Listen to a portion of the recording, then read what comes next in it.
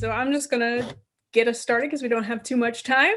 So as I was watching this film, I was, of course, getting some supernatural vibes. Now, our site has a lot of supernatural fans as readers, and I was wondering, is there like what is it about the unholy that you think would resonate with supernatural fans?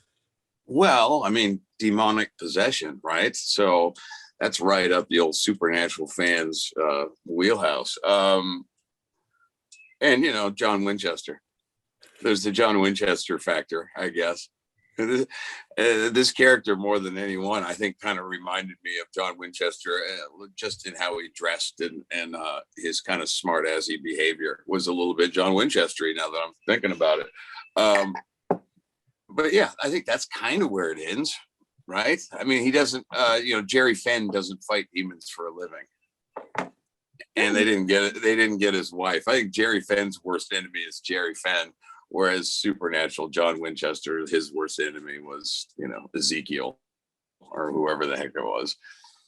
Let's dive a little bit more into Gerry Fenn because I was wondering if there was an aspect of that character you related to and why that was the case. Well, I like that.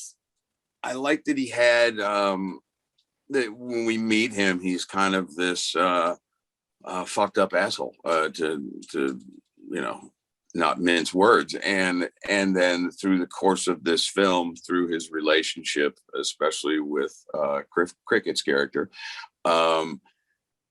you see him kind of get his morals back and get his groove back on.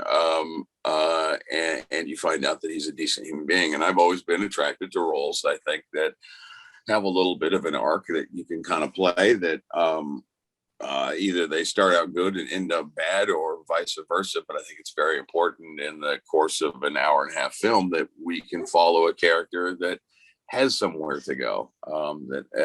It just makes it more interesting as a viewer. And I thought that Evan did a great job of kind of bringing Gerry Fenn to life on the page, and then also in doing that left a lot of room for me to kind of interpret what I thought and kind of throw in some humor and some charm. I think that that hopefully works, I guess.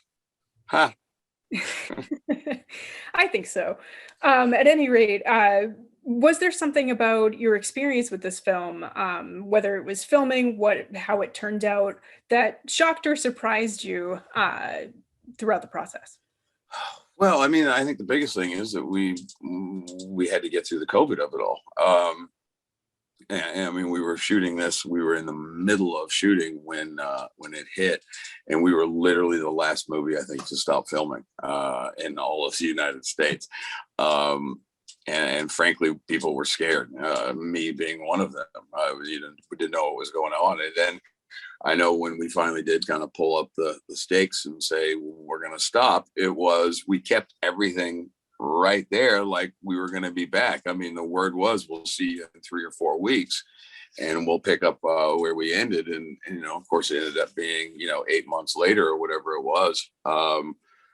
So I think really the hardest part was sort of dealing with the COVID of it all and the nervousness that goes along with that. And then beyond that, in the world of my job, it was, can I do a decent job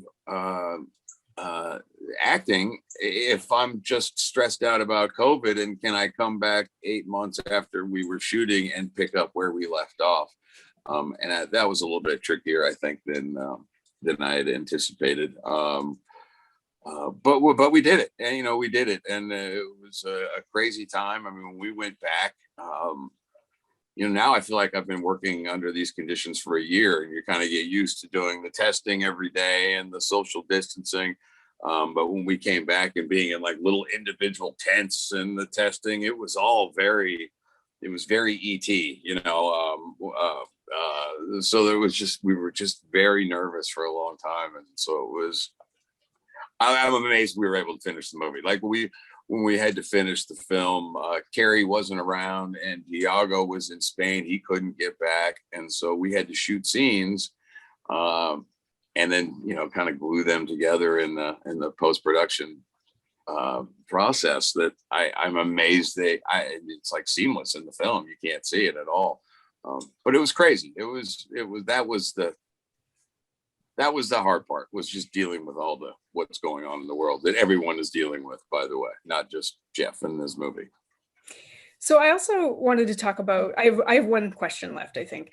I wanted to talk about one of your coworkers being Okay. Mary. It looked Yeah. like some of that was practical, at least. A lot of Yeah, it, a yes. lot of that. What was that experience like? Because the effect is entirely creepy in the final. Yeah. Well, God, I'm gonna space out her name. Let me see. Marina was this actress that we got, who is also a contortionist.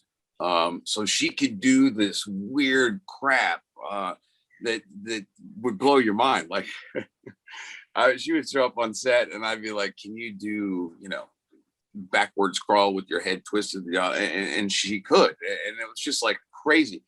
And she was like discovered on, I don't know, America's Got Talent or something. You probably know more about it than I do. But it was amazing and so great having her there, because, I hate acting to a piece of tape on a green wall. It's impossible, and you feel like you have egg on your face the whole time, and you're pretty sure that you're horrible. So having her there and kind of be able to do all this super weird stuff, you could at least get some kind of genuine reaction. If I didn't just kind of drop my chin in awe or giggle, because it was just awesome to watch. But yeah, she was spectacular, and I think that shows on screen that she's a heck of a villain. All right, and it looks like that's all I have time for, but thank you so much for speaking with me today, and good luck. Of course. Did you like the movie? Oh, yes, I did. I enjoyed it as a supernatural fan myself. Yes. Yeah, all right. Well, good. Thank you. I'm glad you enjoyed it. Thank you. Bye, guys.